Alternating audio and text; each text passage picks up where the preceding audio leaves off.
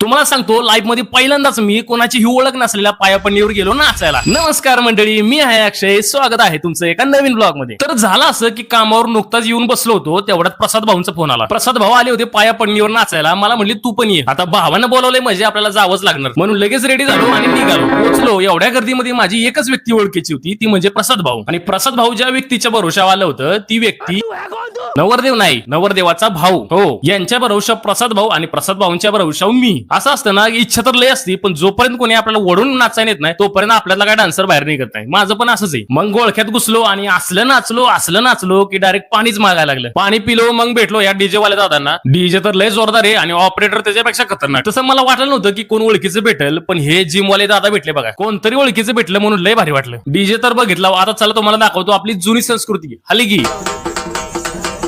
Blog आवडला असेल तर व्हिडिओला लाईक आणि तुमच्या भावाला फॉलो करून जावा. धन्यवाद.